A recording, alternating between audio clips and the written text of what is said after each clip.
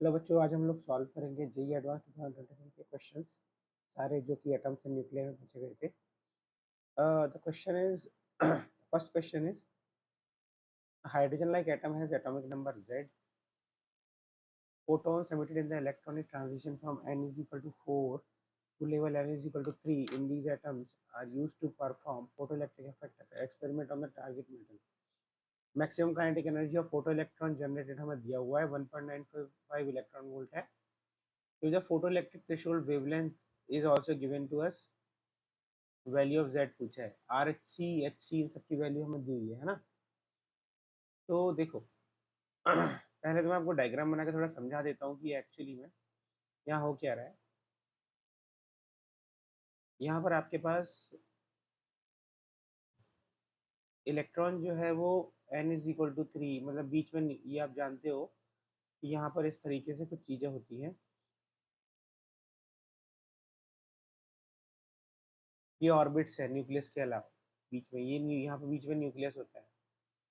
और ये n is equal to 4 है, ये n इज इक्वल टू 3 है. अब क्या हुआ है कि हमारा जो इलेक्ट्रॉन है ना वो जंप किया है ऊपर से नीचे, n इज इक्वल टू 4 से लेके n इज इक्वल टू 3 पे. तो क्या है कि यहाँ से ना ये इलेक्ट्रॉन रिलीज हुआ है, मतलब इलेक्ट्रॉन रिलीज हुआ है विद द कुछ इलेक्ट्रॉन नहीं, कुछ एनर्जी रिलीज हुई है, एच न्यू जो होता है. अब ये कितनी है, सबसे पहले तो ये देखो, ये जो एनर्जी रिलीज हुई है दिस, इसको हमने स्ट्राइक किया है एक फोटो इलेक्ट्रिक मेटल पे, फोटो इलेक्ट्रिक मेटल के ऊपर, इसके ऊपर हमने इसको स्ट्राइक किया है. और ये स्ट्राइक करने के बाद फिर वो फोटो इलेक्ट्रिक इफेक्ट हो रहा है. सही है, इजी है. अब यहाँ पर पहले तो हम एच न्यू को निकालते हैं. ये जो एनर्जी है, this energy E is equal to h nu जो मैंने निकाला है, इसको अगर आप देखोगे तो this will be equal to energy in the n is equal to fourth orbit, E in n is equal to 4 will be minus 13.6 into z square upon 4 square electron volt में. तो इसको अगर आप कैलकुलेट करोगे ना तो ये आएगा आपके पास minus 13.6 by 16 which will be equal to minus 0.85 z square electron volt.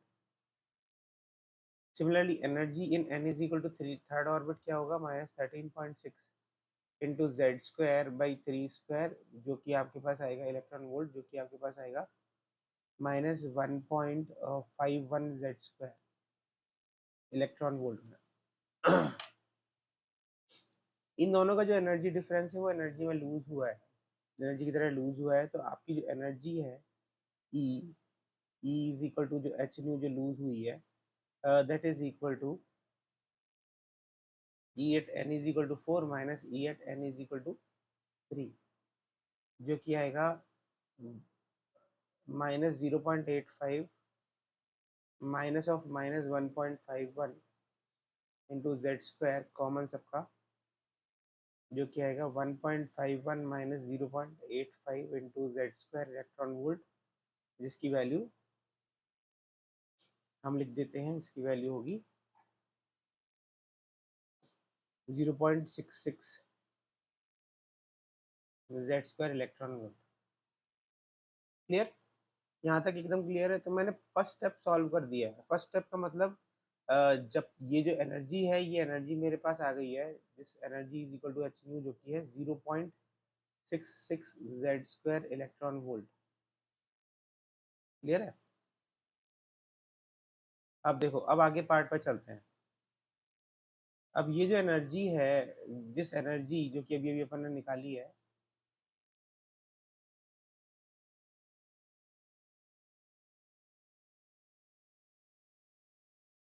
ये एनर्जी स्ट्राइक कर रही है इसके ऊपर, फोटो इलेक्ट्रिक मेटल के ऊपर. तो उसमें क्या होगा, फोटो इलेक्ट्रिक इफेक्ट में जो ये energy E will be equal to the work function, जिसको हम एच न्यू नॉट भी लिख सकते हैं,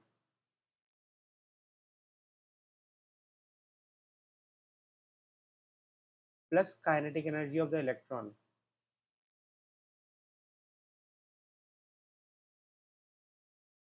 है ना, ये वर्क फंक्शन होता है.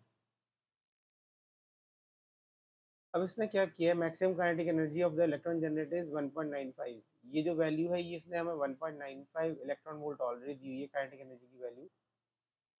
Photo electric threshold wavelength of the target metal is 310, यानी कि एच न्यू नॉट की वैल्यू जो होगी एच सी अपॉन लेमडा, जिसमें हमें एच सी अपॉन लेमडा की एच सी 1240 इलेक्ट्रॉन वोल्ट है, तो 1240 डिवाइड बाई लेमडा जो है टारगेट मेटल 310 नैनोमीटर है, तो 310 से डिवाइड कर दूंगा, तो ये मेरे पास इलेक्ट्रॉन वोल्ट नैनोमीटर में है, तो कोई दिक्कत ही नहीं है। प्लस 1.95 इलेक्ट्रॉन वोल्ट, तो मेरे पास जो एनर्जी होगी, जो सप्लाइड एनर्जी जो है वो यहाँ से आ रहा है 1240/310 is 4 electron volt plus 1.95 electron volt. इसको अगर आप सम करोगे तो ये 5.95 आना चाहिए। तो मैंने पिछले में ये निकाला था कि जो एनर्जी थी that was equal to 0.66 Z square. Very easy. तो जेड स्क्वायर की वैल्यू मेरे पास 5.95 बाई 0.66 इलेक्ट्रॉन वोल्ट क्योंकि ये भी इलेक्ट्रॉन वोल्ट में ही था, तो हम जेड स्क्वायर की जो वैल्यू निकालेंगे Z will be equal to root over 595 upon 66, जिसको अगर आप देखोगे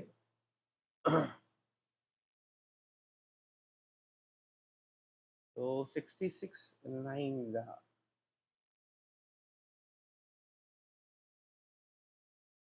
हाँ, तो ये जो है दिस विल जो आपके पास ये जो आ रहा है इसकी जो वैल्यू आएगी वो आएगी √9, क्योंकि डिवीजन में 9 आता है, तो z की वैल्यू आपके पास आ रही है 3,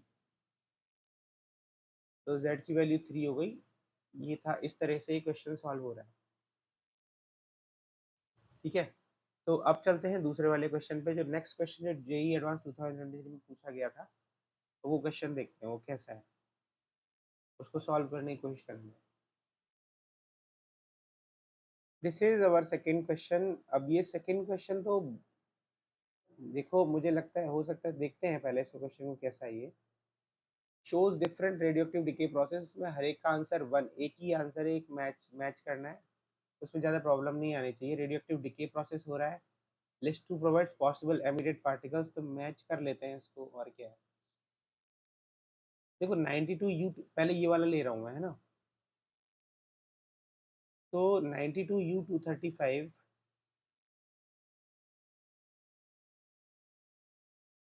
ये कन्वर्ट कर रहा है 91PA234 में।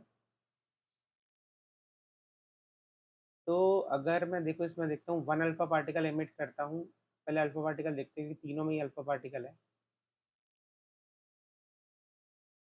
अगर यहाँ पर मैं 2 अल्फा पार्टिकल 2He4 होता है, this is your alpha particle.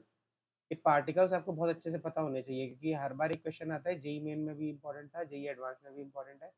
हमेशा मैं हर बच्चे को बोलता हूँ कि ये जो पार्टिकल्स है ना, ये जरूर याद रखो कि इससे एक क्वेश्चन ईजी आएगा इस टाइप का एमिशन का। अल्फा पार्टिकल हो गया, तो बेसिकली अल्फा पार्ट इस रिएक्शन में क्या होता है कि राइट साइड का जितना सम होता है वही लेफ्ट साइड के सम के बराबर होता है। तो यहाँ पर एक्चुअली ये क्या सम क्या होगा नीचे, एक्स 93 238 और 1 बीटा पार्टिकल भी एमिट कर रहा है अगर ये, तो बीटा प्लस पार्टिकल +1 E0। तो एक्चुअली में हमारे पास क्या आएगा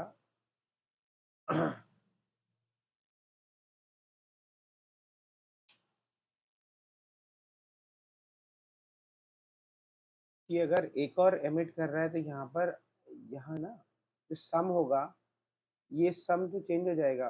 मैं मतलब सभी की चीज़ें की वो लेता हूँ, मेरे पास सम भी टोटल हो जाएगा +1 +2 91। यहाँ तो 94 हो रहा है, तो ये तो गलत हो गया, तो 1 बीटा पार्टिकल तो एमिट नहीं हो सकता। अच्छा बीटा प्लस पार्टिकल एमिट हो नहीं सकता। इसका अगर काउंटर पार्ट लेते हैं ना अपन, 1 alpha particle and 1 beta minus particle, तो मेरे पास यहाँ पे अगर आपको याद होगा कि इन दोनों को ऐड करने के बाद राइट साइड में मेरे पास आया था 93U238, ठीक है। और अगर मैं यहाँ पर +1 की जगह -1 लेता, क्योंकि एक एमिट हुआ है -1 बीटा पार्टिकल, तो उसी केस में यहाँ पर क्या होगा,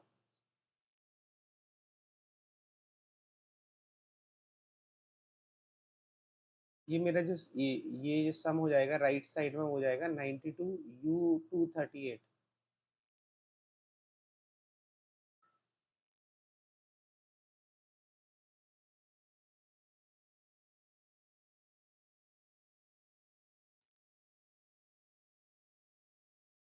अरे मैंने यहाँ पे लेफ्ट में ये क्यों लिख दिया भाई, 235, ये तो 238 है ना लेफ्ट में सर।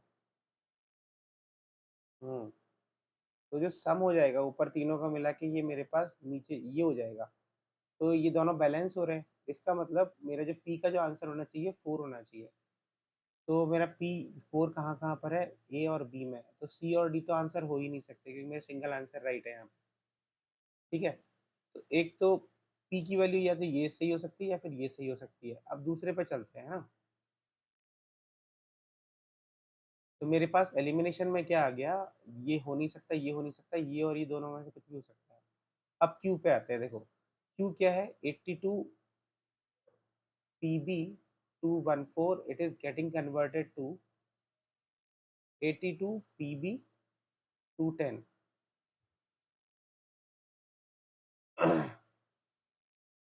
मेरे पास इन दोनों में क्या है, क्यू या तो 3 हो सकता है, क्यू 1 हो सकता है। और क्यू 1 देखते हैं, 1 अल्फा पार्टिकल एमिट हुआ है, यानी कि यहाँ 2He4 होना चाहिए। और 1 बीटा प्लस पार्टिकल एमिट हुआ है, यानी कि यहाँ पर +1E0 होना चाहिए। तो देख लेते हैं बैलेंस हो रहा है कि नहीं। ये तो हो नहीं रहा यार, बैलेंस तो हो ही नहीं रहा, क्योंकि देखो 82 + 2, ये जो अगर आप बॉटम में देखोगे ना 82 + 2 + 1 85 आएगा। ये डिनोमिनेटर मैच ही नहीं कर रहा। और ऊपर भी 214 आएगा, ऊपर वाला तो मैच कर रहा है, ये तो मैच कर रहा है, लेकिन ये डिनोमिनेटर मैच नहीं कर रहा था, इसका मतलब ये नहीं हो सकता। बचा क्या, ये तो हो नहीं सकता, तो Q3 देखते हैं। Q3 वाले में क्या है, 2 beta particles and 1 alpha particle. वैसे तो मैं श्योर हूँ, मैं अब इसको टिक करके आगे बढ़ जाता हूँ, ये मेरा आंसर है, लेकिन इसको फिर भी मैं आप लोगों के लिए क्रॉस चेक एक बार कर लेता हूँ। देखो, अब अगर मैं दूसरी चॉइस लेता हूँ यहाँ पर, जो Q = 3 दी हुई है मुझे, Q = 3 में क्या है, 2 beta particles and 1 alpha particle, यानी कि 2 + 1E0 एंड 1 अल्फा पार्टिकल। अच्छा, 2 बीटा माइनस पार्टिकल है, sorry sorry sorry, 2 beta minus particle, तो मुझे -1 लेना चाहिए, यहाँ पर बीटा माइनस है ना। 2 -1E0 एंड 1 अल्फा पार्टिकल, ये रिलीज हो रहा है, तो एकदम का सबका सम ले लेते हैं। 82 -2 + 2, तो ये कैंसिल हो गया, नीचे तो 82 आ रहा है, ठीक है, 82 नीचे है। ऊपर इसका तो कुछ है नहीं, 210 + 4 = 214, यानी कि दोनों बैलेंस हो रहे हैं, ये वाला तो एकदम बैलेंस हो गया इससे। तो इसका मतलब मेरा ये Q3 है, ठीक है। तो आप बिना सोचे समझे, बिना सॉल्व किए, इसके आगे वाले दोनों को बिना सॉल्व किए आप राइटली टिक कर सकते हो इस आंसर को। ये जो मैंने पहले ही टिक कर दिया था, तो इसका करेक्ट आंसर है। और इस जेईई एडवांस 2023 में एटम से न्यूक्लियर की कोई भी क्वेश्चन नहीं पूछे गए थे। तो होप आपको ये अच्छे समझ में आए होंगे। जेईई एडवांस का क्वेश्चन पेपर इतना टफ नहीं होता है, बस लगता है अगर आपके कॉन्सेप्ट वीक हैं तो कोशिश करो, अगर आप जेईई एडवांस इस बार लिख रहे हो, या फिर जो बच्चे वीडियोस को देख रहे हैं ये वाले, और जो नेक्स्ट ईयर लिखने वाले हैं, तो अपने कॉन्सेप्चुअल क्लैरिटी पे ज़्यादा ध्यान दो, कि कॉन्सेप्ट एकदम क्लियर होना चाहिए, क्रिस्टल क्लियर, ठीक है। और कॉन्सेप्ट अगर क्लैरिटी है तो आप जेईई मेन में भी अच्छा परफॉर्म करोगे, जेईई एडवांस में तो डेफिनेटली परफॉर्म करोगे अच्छा।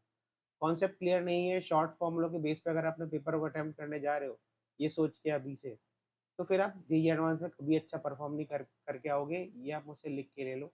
तो होप आप समझ गए हो जो मैं समझाने की कोशिश कर रहा हूँ। All the best, thank you. इस तरह की वीडियोस देखने के लिए और इस चैनल को सब्सक्राइब करिए, और और भी वीडियोस में डालूंगा जैसे जैसे आगे जब मैं देखूंगा तो, है ना, जरूरत के हिसाब से। Okay, all the best, thank you.